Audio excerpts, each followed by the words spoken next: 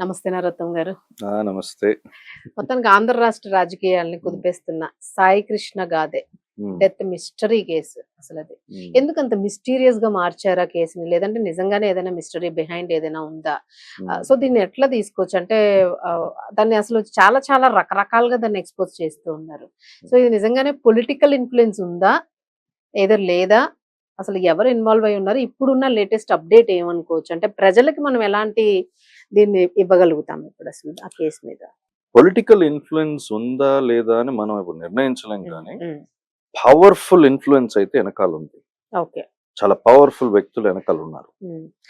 ఎందుకంటే ఇంత చట్టాన్ని అవలంబించి, చట్టాన్ని అన్ని ధిక్కరించి, హ్మ్. మొత్తం అన్ని బైపాస్ చేసి, ఒక వ్యక్తి చచ్చిపోవటం అంటే మామూలు విషయం కాదు. అవును. ఇట్స్ నాట్ స్మాల్ థింగ్ అవును. అట్ ఆల్ అది గూడా ఇన్ బాడీ డెమోక్రసీ. దొరకకపోవడం అది బాడీ ఇంకా కూడా మిస్టరీ. దొరకలేదు. పెద్ద మిస్టరీ అది. హ్మ్. నార్మల్‌గా ఇప్పుడు జరిగిందేంటి? హ్మ్. సాయి కృష్ణని హ్మ్. తీసుకెళ్ళి అప్పజెప్పారు టాస్క్ ఫోర్స్. హ్మ్. సార్ ఫస్ట్ ఒకటి క్లియర్ చేయరా? Who is Sai Krishna? Who is Sai Krishna అంటే ఏం చెప్తాము అంటే ఇట్ రకరకాల means what about Sai Krishna? అసలు ఎవరు ఆయన? ఏంటసలు? ఒక క్రిస్పీగా ఒక 1 మినిట్ మామూలు సాదా సీదా వ్యక్తి. సాదా సీదా వ్యక్తి. చిన్నపాటి అక్కడ లోకల్‌లో కొంచెం జులాయిగా ఈ గొడవలు, ఆ గొడవలు హ్మ్. ఉంటాయి కదా! అవును. ఇట్లా మామూలుగా ఓకే. అటు పెద్ద ముఠా నాయకుడు ఏం కాదు అక్కడ హ్మ్. లోకల్ అది. లోకల్ జస్ట్ ఓ చిన్న చిచ్చోరా మనిషి అంతే. చిన్న చిచ్చోర, హ్మ్. చిన్న ఇది చిన్న అవును.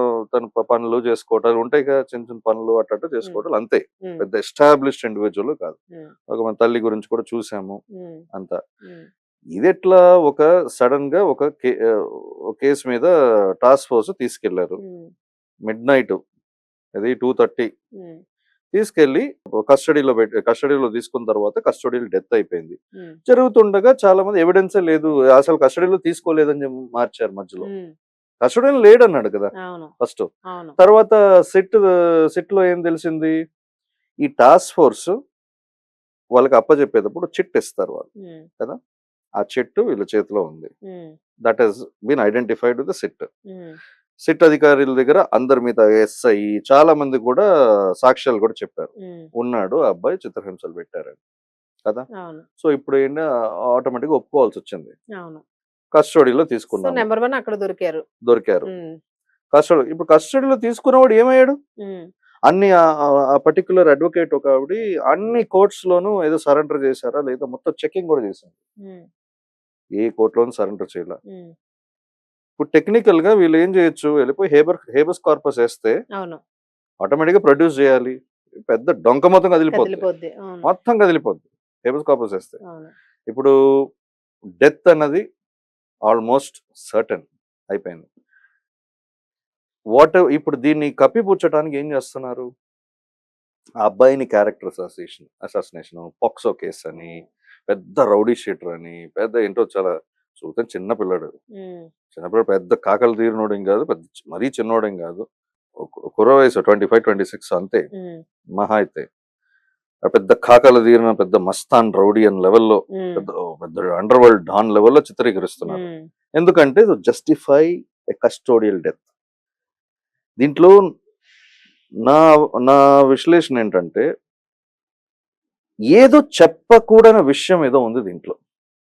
ఓకే. ఒక మిస్టరీ ఏదో ఉంది ఏదో సంథింగ్ మిస్టరీ కేస్. చెప్పలేని వాళ్ళు సో, దాన్ని చంపేయడానికి చంపినోళ్ళు ఈ అబ్బాయిని చంపినోళ్ళు బయట చెప్పుకోలేని విషయం ఏదో ఉంది. ఓకే.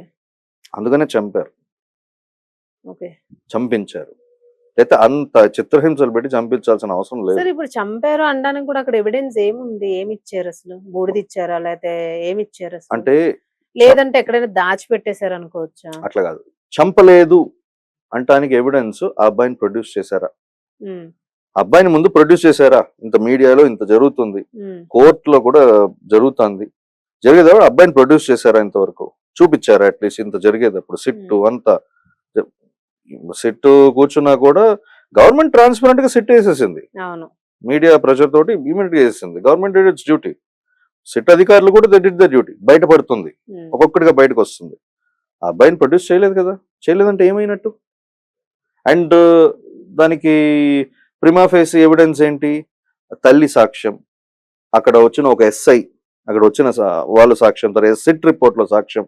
అబ్బాయిని చిత్రహింసలు పెట్టారని, ఉమ్, ఉమ్, ఫోటోకి నీ దండేసేసుకో ఆ అన్నాడు మాట. అని. ఓకే.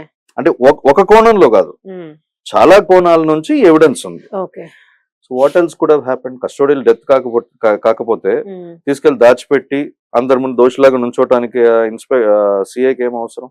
ఉమ్, మొత్తం ఆ సిబ్బందికి ఏం అవసరం? ఇప్పుడు దాక్కోటానికి, పారిపోయి దాక్కోటానికి ఏం అవసరం? కాదు కదా.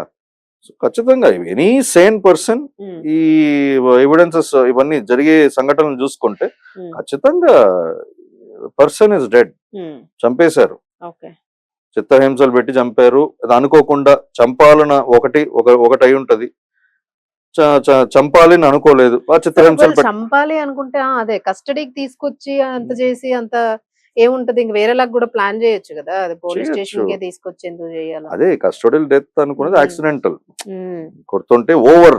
అసలు అరెస్టే చేయకుండా బయటే లేపేసే వాళ్ళు చాలా మంది ఉన్నారు. సో అలా చేయకుండా ఇలాగే ప్రాసెస్ ఎందుకు చేశారు అనేది చాలా మంది అదే question. First intention may not have been to kill. Okay, okay. చంపటానికి ఇంటెన్షన్ ఓన్లీ ఉండుండకపోవచ్చు. లోపలేసి లోపలేసి కొంచెం చిత్రహింసలు పెట్టి టీచ్ దెమ్ లెసన్, ఏదో సంథింగ్ చెప్పకూడని విషయం ఏదో ఉంది అవును వెనకాల, అనుకొని అందుకని చేసి ఉండొచ్చు. అన్ఎక్స్పెక్టెడ్ గా డెత్ అయి ఉంటుంది. అన్ఎక్స్పెక్టెడ్ గా తగలరాని చోట తగిలో వాట్ ఎవర్ మేబీ కొంచెం ఎవరో హైపర్ అయ్యి అక్కడ, లేకపోతే సమ్మరి థర్డ్ పార్టీ కూడా వచ్చి ఉండొచ్చు.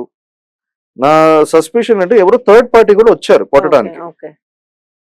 సినిమాల్లో చూసినట్టే. సినిమాలో చూసినట్టు, సినిమాల్లో ఎక్కడ సొసైటీలో జరిగేది చూసే సినిమాల్లోకి వస్తుంది. అవును. అదే జరుగుతుంది ఇప్పుడు చాలా సినిమాలు. వదిలే అవన్నీ, ఇంకా వేరే డీప్ వెళ్ళిపోతాం. చాలా డీప్ గా వెళ్ళిపోతుంది. ఇప్పుడు సీసీటీవీ ఎందుకు మిస్సింగ్ అక్కడ? పోలీసు కొట్టారు తెలిసిపోతుంది, పోలీసే కొట్టారు, పోలీసు తీసుకున్నారు, అన్ని తెలిసిపోతాం. తెలిసిపోయినప్పుడు సీసీటీవీ మిస్ అవడానికి కారణం ఏంటి? Maybe there is a third person involved. సినిమాలో చూసినట్టు వచ్చి కొట్టేసి పోవటము ఇటువంటి కూడా జరుగుతాయి. కొన్ని చూడండి, కొన్ని స్పాట్స్ ఉంటాయి బాడీలో, తగలరాని చోట ఒక్క దెబ్బ తగిలినా చాలు స్పాట్ డెత్ అయిపోతుంది, సెకండ్స్ లో ప్రాణం పోతుంది. మేబీ అటువంటిది ఏదైనా జరిగిందా? అది కప్పిపుచ్చడానికి ఫైల్ మొత్తం మార్చడానికి ప్రయత్నించే లోపు మీడియా వచ్చేసింది. మేబీ ఇదేమో. సరే, ఇప్పుడు వాళ్ళ మదర్ ని కూడా కొంచెం సస్పెక్ట్ చేస్తూ ఉన్నారు, అంటే చేస్తున్నారు మన కామన్ గా. అంటే అప్పుడు సెటిల్, అంటే ఐ మీన్ కొంత దానికి సంబంధించి ఆవిడ ముందంతా కూడా నాకు ఒక కొడుకు బూడిదైనా కావాలని అన్నారు, తర్వాత ఏమో కొంచెం కమప్ అయ్యారు అని. దీన్ని ఎట్లా తీసుకోవచ్చు మనం? అంటే should understand the person in trouble.